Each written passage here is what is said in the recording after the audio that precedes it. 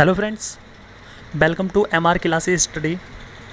तो मेरा नाम है रोहित गुप्ता और मैथ्स में हमारा एडवांस मैथ्स चल रहा था, जिसमें आज हम टॉपिक लेकर आए हैं नंबर ऑफ़ फैक्टर्स, गुणनखंडों की संख्या।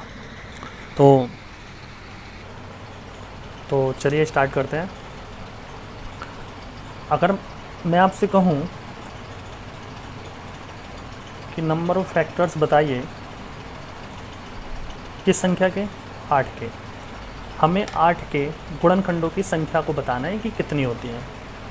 तो आप कहोगे गुणनखंडों का मतलब होता है कि कोई भी संख्या के गुणनखंड वही होते हैं जिनसे वो संख्याएं एग्जैक्ट कट जाए। जैसे 8 से 8 किन किन संख्याओं से कट सकता है, वो सारे गुणनखंड होंगे 8 के। जैसे 1 से 8 कट जाता है, बिल्कुल, 2 से भी कट जाता है, 4 से भी कट जाता है और 8 से भी कट जाता है।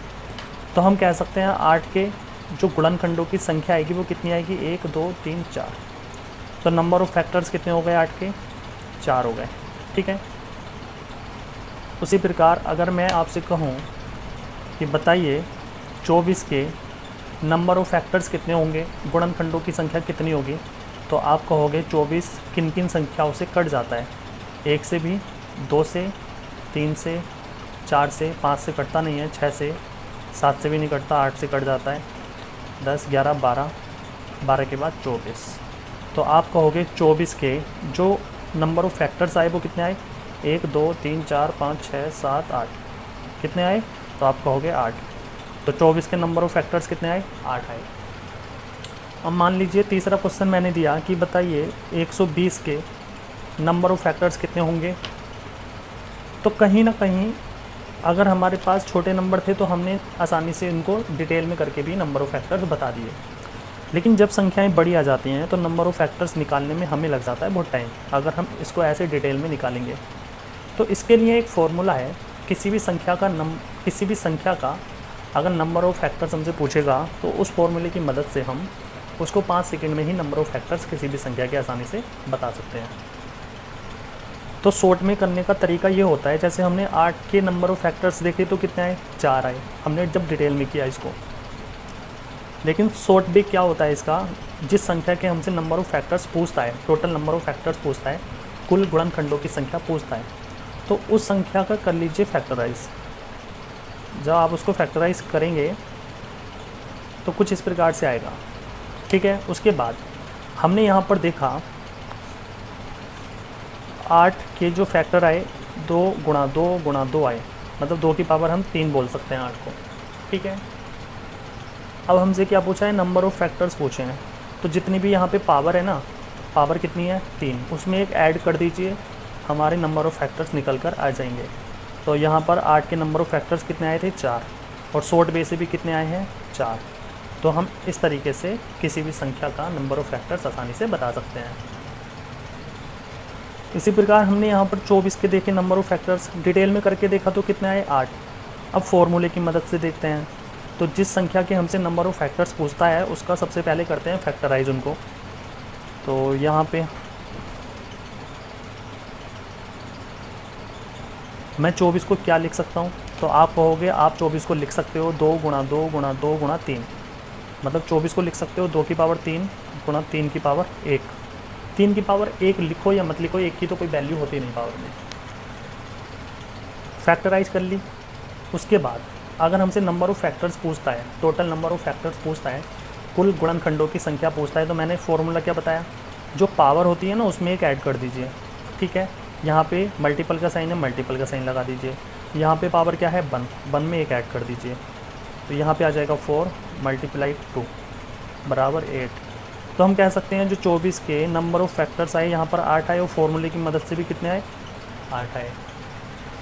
तो इस प्रकार हम किसी भी संख्या के नंबर ऑफ़ फैक्टर्स आसानी से निकाल सकते हैं। मान लीजिए क्वेश्चन है कि 15 के नंबर ऑफ़ फैक्टर्स बताइए।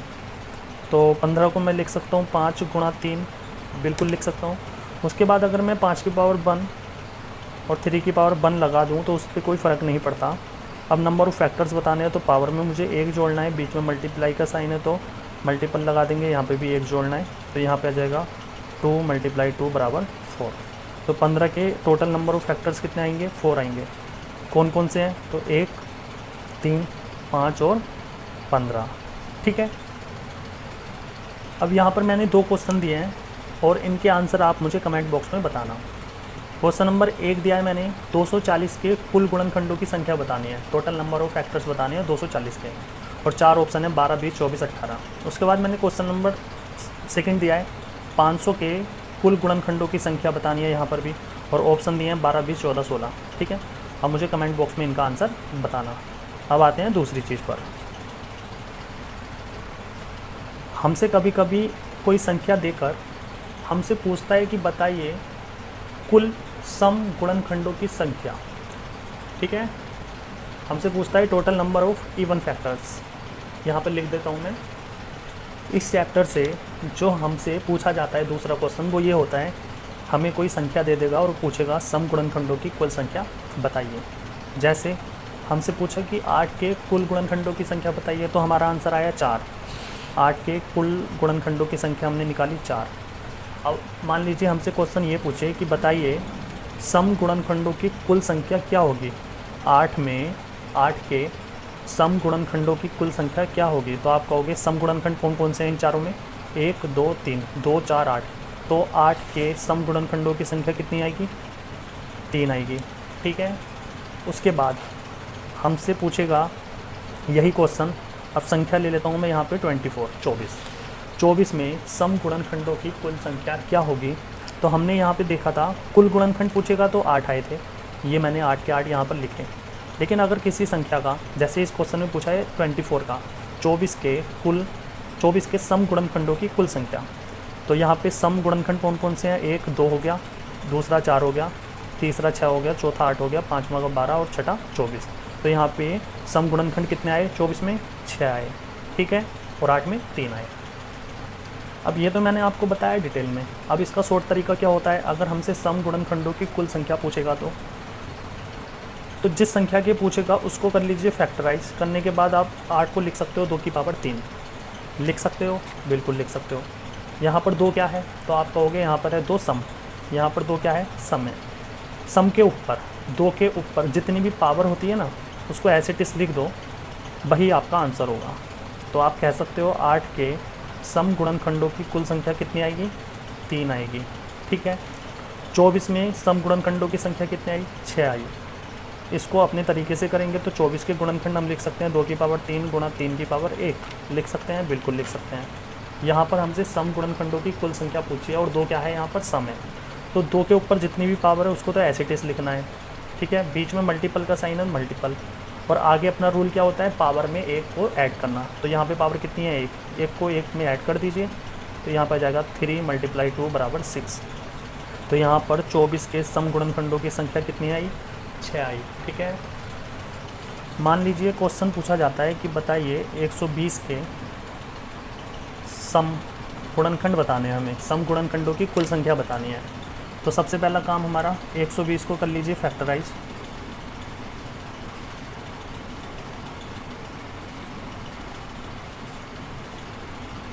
तो 120 को हम क्या लिख सकते हैं, तो आप कहोगे, आप लिख सकते हो 2 की पावर 3 गुणा 3 की पावर 1 गुणा 5 की पावर 1, लिख सकते हो 120 को ऐसे, बिल्कुल। उसके बाद अगर मान लीजिए हमसे 120 के पूछे कुल गुणनखंडों की संख्या, तो कुल गुणनखंडों की संख्या में क्या होता है, पावर में 1 को ऐड करना पड़ता है, पावर में 1 को ऐड करना होता है। यहाँ पे आ जाएगा 4, यहाँ पे 2, यहाँ पे भी 2, बराबर आप लिख सकते हो 16। तो 120 के कुल गुणनखंडों की संख्या तो आई 16। उसके बाद हमसे क्वेश्चन पूछा है ये कि 120 के सम गुणनखंडों की संख्या बताइए। तो हमने जब इनको फैक्टर किया तो इस प्रकार से आया, सम गुणनखंड पूछ रहा है, 2 यहाँ पर क्या है, सम है, तो 2 की पावर जितनी है उसको तो एज इट इज लिख दो, कितनी पावर है, 3। उसके बाद हमें क्या करना होता है, पावर में 1 को जोड़ना होता है 1, तो यहाँ पे लिख सकते हो 3 × 2 × 2 = 12। तो 120 के सम गुणनखंडों की बात की जाए तो कितने आएंगे, 12। लेकिन 120 के कुल गुणनखंडों की बात की जाए तो कितने आएंगे, 16। मान लीजिए आपसे पूछता है कि 15 के सम गुणनखंड बताइए, गुणनखंडों की संख्या बताइए। तो 15 को आप लिख सकते हो 3 × 5 की पावर 1 या 1 ऐसे कर सकते हो, बिल्कुल। अच्छा, किसी भी संख्या की पावर अगर 0 है तो उसकी वैल्यू क्या होती है, 1 होती है, किसी भी संख्या की। तो मैं यहाँ पे अगर 2 की पावर 0 लगा दूँ तो इस पर कोई फ़र्क पड़ेगा क्या? तो आप कहोगे कोई फ़र्क नहीं पड़ेगा, क्योंकि इसकी वैल्यू तो 1 होती है। ठीक है, 1 से मैं मल्टीप्लाई कराऊँ किसी भी संख्या में या डिवाइड कराऊँ, क्वेश्चन पे कोई फ़र्क नहीं पड़ता। अब मुझसे क्या पूछा है, तो मुझसे पूछा है सम गुणनखंडों की संख्या। यहाँ पे 2 क्या है, सम है, तो सम के ऊपर जो पावर होती है उसको एज इट इज़ लिखते हैं और आगे की पावर में हमें 1 ऐड करना पड़ता है। अब 0 की मल्टीप्लाई में किसी में भी करा दूँ आएगा तो 0 ही। तो मैं कह सकता हूँ 15 में सम गुणनखंडों की संख्या कितनी आएगी, 0 आएगी। अब इस चैप्टर से तीसरा क्वेश्चन किस टाइप का आता है, तो हमसे कभी कभी पूछता है total number of odd factors, या हिंदी में हम इसको बोल सकते हैं विषम गुणनखंडों की कुल संख्या। ठीक है, तो इसको करने के 2 तरीके होते हैं। पहला तरीका थोड़ा टाइम ले लेता है, लेकिन फिर भी मैं आपको बता देता हूँ। जैसे हमसे यहाँ पर पूछा था कि 8 के कुल गुणनखंड बताइए, तो हमारा आंसर आया 4। उसके बाद हमसे पूछा कि 8 के सम गुणनखंडों की संख्या बताइए, तो हमारा आंसर आया 3। अब मान लीजिए हमसे पूछे कि 8 के विषम गुणनखंडों की संख्या बताइए, तो यहाँ पर इन 4 गुणनखंडों में विषम गुणनखंड तो सिर्फ एक ही है ना। हाँ, तो विषम गुणनखंडों की संख्या हम ऐसे भी निकाल सकते हैं, जो 8 के कुल गुणनखंडों की संख्या आई कितनी आई, 4, उसमें से हमें माइनस करना है सम गुणनखंडों की संख्या कितनी आई, 3 बराबर 1। तो हम इस प्रकार से निकाल सकते हैं क्या, किसी भी संख्या के कुल गुणनखंडों की संख्या में से अगर हम माइनस कर दें उस संख्या के सम गुणनखंडों की संख्या, सम गुणनखंडों के की संख्या, तो बराबर में क्या आएगा, विषम गुणनखंडों की संख्या आ जाएगी। जैसे मैंने आपसे कहा कि 24 के कुल गुणनखंड कितने आए थे, तो आपका आंसर आया 8। ठीक है, उसके बाद मैंने आपसे कहा 24 के सम गुणनखंडों की संख्या कितनी आई, तो आपका आंसर आया 6। तो 8 में से 6 माइनस कर दूंगा, आएगा 2। तो मैं कह सकता हूँ ये जो 24 के 2 आए, ये आए विषम गुणनखंडों की संख्या। अब मान लीजिए डिटेल में हम देखें वो विषम गुणनखंड कौन कौन से हैं, तो एक है 1 और एक है 3। ठीक है, तो पहला तरीका तो ये हो गया, किसी भी संख्या के कुल गुणनखंडों की संख्या में से माइनस कर दीजिए उस संख्या के सम गुणनखंडों की संख्या को। ठीक है, लेकिन आपको इस टाइप से नहीं करना, आपको दूसरे तरीके से करना है। और दूसरा तरीका वो ये है कि जैसे हमसे पूछे कि 24 के विषम गुणनखंडों की कुल संख्या बताइए, total number of odd factors पूछे, तो 24 को हम लिख सकते हैं 2 की पावर 3 गुणा 3 की पावर 1, लिख सकते हैं, बिल्कुल लिख सकते हैं। हमसे क्या पूछा है, विषम गुणनखंड पूछे हैं। ठीक है, यहाँ पर 2 क्या है, सम है, तो जहाँ पर सम है ना 2, उसकी जगह 1 लिख दीजिए। आगे का प्रोसेस क्या है, पावर में 1 को ऐड करना, तो 1 गुणा 2 बराबर 2। तो हम कह सकते हैं 24 के विषम गुणनखंडों की संख्या क्या आएगी, 2 आएगी। ठीक है, जैसे मैंने यहाँ पर आपसे कहा था कि 120 के कुल गुणनखंडों की संख्या कितनी आई, 16 आई, और सम गुणनखंडों की संख्या 12 आई बराबर 4। तो 120 के विषम गुणनखंडों की संख्या कितनी है, 4 है। लेकिन इसको शॉर्ट तरीके से करें तो इस प्रकार से करेंगे, 120 के हम फैक्टर करेंगे सबसे पहले, और फैक्टर करने के बाद हम इसको ऐसे लिख सकते हैं। उसके बाद हमसे क्या पूछा है, हमसे पूछा है विषम गुणनखंडों की संख्या। तो विषम गुणनखंडों में क्या करना है, इसकी जगह पर मुझे क्या लिखना है, यहाँ पर 2 सम है ना, इसकी जगह पर 1 लिखना है और आगे हमारा प्रोसेस वही है, पावर में 1 को ऐड करना। तो यहाँ पे आ जाएगा 4 और यहाँ पर भी क्या आया था, 4। तो किसी भी संख्या के हम कुल गुणनखंड पूछे तो बता सकते हैं, सम गुणनखंड पूछे तो भी बता सकते हैं, और विषम गुणनखंड पूछे तो भी बता सकते हैं। फंडा एक बार और बता देता हूँ, किसी संख्या पर तीनों चीज़ों को निकालना। तो हमसे क्वेश्चन में बोला है कि 180 के, पहला क्वेश्चन है कि कुल गुणनखंड बताओ, दूसरा क्वेश्चन है सम गुणनखंड बताओ, तीसरा है विषम गुणनखंड बताओ। ठीक है, तो हमारा सबसे पहला काम 180 को फैक्टराइज करना है। ठीक है, कर लेंगे बहुत आसानी से।